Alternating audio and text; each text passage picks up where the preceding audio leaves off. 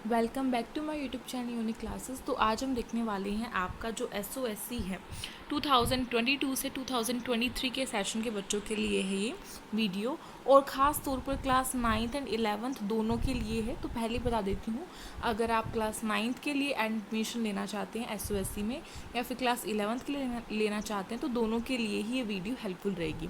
तो जैसा कि हम जान चुके हैं कि हमारे सभी जो डोमेन्स है, यानी कि हमारे टोटल 5 डोमेन्स थे, उन सभी के एग्ज़ाम्स हमारे सक्सेसफुली हो चुके हैं।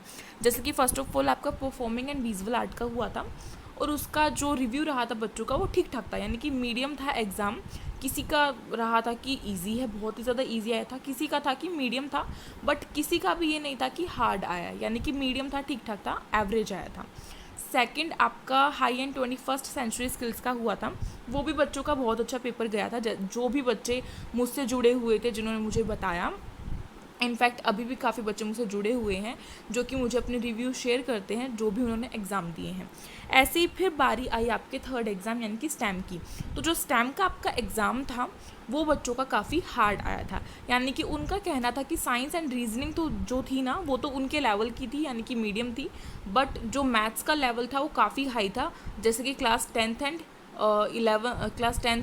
9th से आ गया हो क्लास 8th का एग्ज़ाम। ऐसे ही आपका जो 11th क्लास का था PCM का, उनका एग्ज़ाम काफ़ी हार्ड आया था, मैथ्स का पोर्शन जो था उनका। एंड PCB जो आपका रहा अभी तक का वो इजी था, यानी कि ऐसा नहीं था कि बहुत ही हार्ड है और ऐसा भी नहीं था कि बहुत ही ईजी है, यानी कि मीडियम लेवल का था, एवरेज था। उसके बाद फिर बात करते हैं AFPS की। तो AFPS भी जैसे कि न्यू था, पहली बात तो सबसे बड़ी बात तो ये है कि नया था, तो किसी को भी उसके बारे में कुछ पता नहीं था, लेकिन फिर भी बच्चों का रिव्यू ये रहा है कि उसका पेपर भी मीडियम आया था, ना तो ज़्यादा हार्ड था ना ही ज़्यादा इजी था।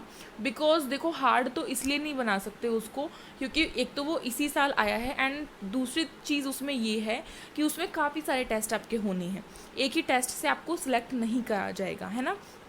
उसके बाद फिर ह्यूमैनिटीज़ था, उसका रिव्यू काफ़ी अच्छा रहा बच्चों का।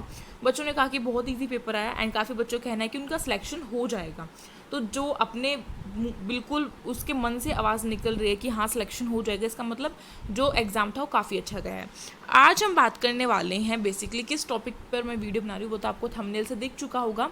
बाय द वे बता देती हूँ कि आज का हमारा टॉपिक है कि रिज़ल्ट कब आएगा, एंड जो हमारे सेकेंड स्टेज है SOSC में वो कौन कौन से डोमेन में अप्लाई होने वाली है।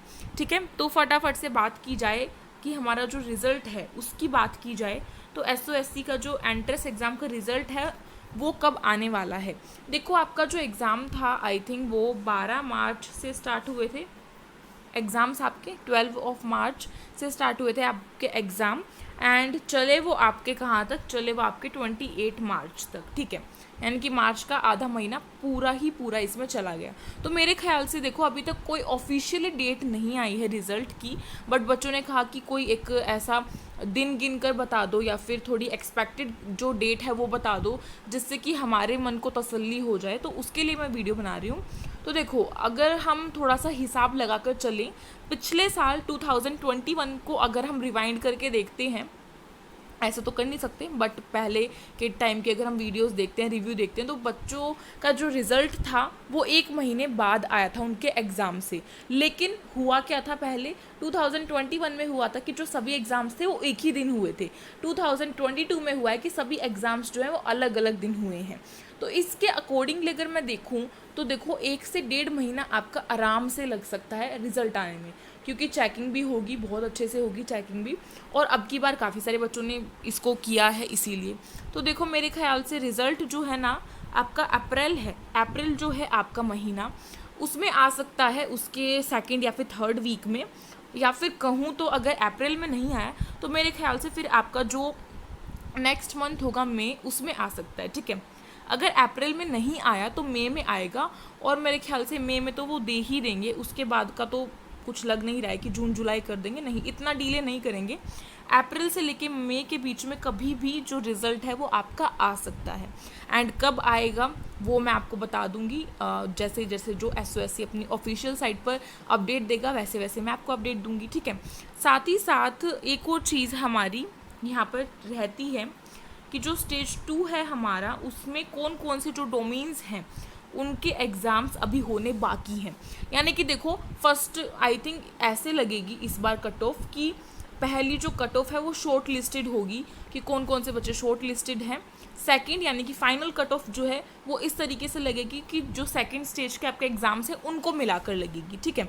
एंड रही बात एडमिशन के प्रोसीजर की, तो जैसे कि हो सकता है कि क्लास 8 को ऐसे ही प्रमोट कर दिया जाए या फिर हो सकता है कि एग्ज़ाम लिए जाएं, उसकी हम कोई गारंटी नहीं दे सकते, ठीक है। तो मेरे ख्याल से पासिंग मार्क्स तो सभी के ही आएंगे जो बच्चा इस एग्ज़ाम को क्रैक कर देगा, क्योंकि 33% ही तो लाने होते हैं, ज़्यादा नहीं लाने होते। तो पासिंग तो सभी के आएंगे और मिनिमम क्राइटेरिया जो है वो इस साल के लिए हटा दिया गया था। और रही 10th क्लास की, तो 10th क्लास के भी अच्छे ही मार्क्स आने वाले हैं। अगर उनका एंट्रेंस एग्ज़ाम जो है वो सिलेक्शन हो जाता है, क्लियर हो जाता है, तो मेरे ख्याल से वो पास तो हो ही जाएंगे, तो उनकी टेंशन मत लो। और 8th क्लास का admission procedure I think result आने के 1-2 वीक बाद स्टार्ट हो जाएगा। एंड 10th का वो जब तक वेट करेंगे जब तक आपका बोर्ड का जो रिजल्ट होगा वो नहीं आ जाएगा, ठीक है। अब बात की जाए कौन से स्टेजेस के आपके एग्ज़ाम होंगे, तो फर्स्ट हमारा है परफॉर्मिंग एंड विजुअल आर्ट, जिसमें कि 1 सेकंड कलर चेंज कर रही हूँ। परफॉर्मिंग एंड विजुअल आर्ट है जिसमें कि आपको पता है आपका ऑडिशन होने वाला है, यानी कि हमें पहले से ही हमारे पास मतलब ये खोल कर बताया गया था कि फर्स्ट जो राउंड होगा उसमें एंट्रेंस एग्ज़ाम होगा, MCQs टाइप होगा एंड कुछ सब्जेक्टिव आएगा। सेकंड जो होगा उसमें ऑडिशन होगा जिसको हम परफॉर्मेंस भी बोल सकते हैं, जैसे कि अगर किसी ने डांस चुना है तो उसे डांस करवा के देखा जाएगा, जिसने सिंगिंग चुना है उसको सिंगिंग करवा के देखा जाएगा, जिसने ड्राइंग चुना है उससे ड्राइंग बनवा के देखी जाएगी, ठीक है। इस तरीके से कुछ आपके जो कॉम्पिटिशन्स है ऑडिशंस है वो होंगे। तो ऑडिशंस आप सभी ने देख रखे हैं अपने टेलीविज़न पे, टीवी जो इतने सारे आते हैं उनमें आपने देख रखा है, जैसे कि काफ़ी सारे चैनल्स हैं वो कराते रहते हैं, तो वो आप चेक भी कर सकते हैं। And by the way performing and visual art के बच्चों को अपनी कला को और भी ज़्यादा निखारना है, क्योंकि वहाँ पे हो सकता है कि आपसे भी ज़्यादा टैलेंटेड बच्चे जो है वो आते हों, ठीक है। इसीलिए अपने ऑडिशन की प्रैक्टिस अच्छे से कर लेना, यही कहना चाहूँगी। इसके लिए मेरा ये सजेशन रहेगा कि ऑडिशन की प्रैक्टिस अच्छे से करो, तभी आपका सिलेक्शन हो सकता है। वरना खाली इस बेसिस पर अगर आप रह गए कि एंट्रेंस एग्ज़ाम से हो जाएगा, तो फिर थोड़ा सा जो स्थिति है ना वो डगमगा सकती है। नेक्स्ट फिर आपका है high end 21st century skill जो है उसका इंटरव्यू होगा। इंटरव्यू किस तरीके से होता है, क्या क्या प्रोसीजर होता है, किस तरीके से बिहेव करना है, अगर इस चीज़ के ऊपर वीडियो चाहिए तो मुझे कमेंट बॉक्स में कमेंट करके बता देना, मैं पूरी कोशिश करूँगी कि प्रोवाइड कर दूँ आप सभी को। एंड फिर जब आपका जो high end 21st century skill है उसके बाद फिर बारी आएगी AFPS की। अब मैं ये नहीं कह सकती कि ये भी ऐसे ही सीरीज़ वाइज चलेगा कि पहले परफॉर्मिंग फिर high end 21st century skills and AFPS, नहीं, आगे पीछे हो सकते हैं। इनकी डेट जब अनाउंस होगी तब मैं आपको इन्फॉर्म कर दूंगी। तो इनका पहले फिजिकल टेस्ट होगा, यानी कि इनको बहुत ज़्यादा इनको क्या करनी है, मेहनत करनी है, 3x इनको मेहनत करनी है। इन सभी बच्चों से इनको फिजिकल के लिए तैयारी करनी है, रनिंग जितना हो सके उतनी प्रैक्टिस करो, रोज़ सुबह जाके करो भाई, शाम को भी करो, एक्सरसाइज करो। फिर है इंटरव्यू, फिजिकल के बाद इनका इंटरव्यू होगा, उसकी अलग अलग डेट पे होंगे वो, ठीक है, एक ही दिन नहीं होगा। उसके बाद जो फिजिकल एंड इंटरव्यू को क्रैक कर जाएगा उसका फिर एंडिंग में मेडिकल टेस्ट होगा। एंड अगर वो मेडिकल टेस्ट में रह जाता है, वो सिचुएशंस दी हुई हैं, कंडीशंस किस उस पर उनको छोड़ेंगे, तो वो आप वीडियो जाके देख सकते हैं, आपको प्लेलिस्ट की लिंक गिवन होगी डिस्क्रिप्शन बॉक्स में, पता चल जाएगा। तो मेडिकल में जो रहेगा इसका मतलब उसका सिलेक्शन नहीं होगा, ठीक है। और जो मेडिकल तक पहुँच गया वो तो पहले से ही अपना हर एक चीज़ परफेक्ट करके चलेगा कि किस तरीके से होने वाला है, ठीक है। तो आई थिंक अब सब कुछ क्लियर हो चुका होगा।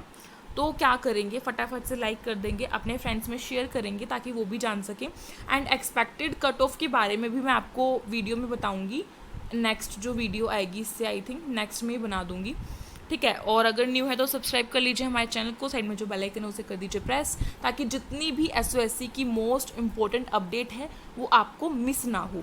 फिर है टेलीग्राम ग्रुप की लिंक ज्वाइन कर सकते हैं, ग्रुप ज्वाइन कर सकते हैं, डिस्क्रिप्शन बॉक्स में लिंक है। एंड इंस्टाग्राम की आईडी है यूनिक क्लासेस के नाम से, फटाफट जाके इसे फॉलो कर लीजिए। अगर कोई भी दिक्कत है तो डायरेक्टली वहाँ पे मुझे DM करो, मैं उसका पूरा रिस्पॉन्स करने की कोशिश करती हूँ। एंड अगर इंस्टाग्राम नहीं है तो कमेंट बॉक्स में कमेंट करके बता सकते हैं। तो मिलते हैं नेक्स्ट वीडियो में। Thank you so much for watching this video.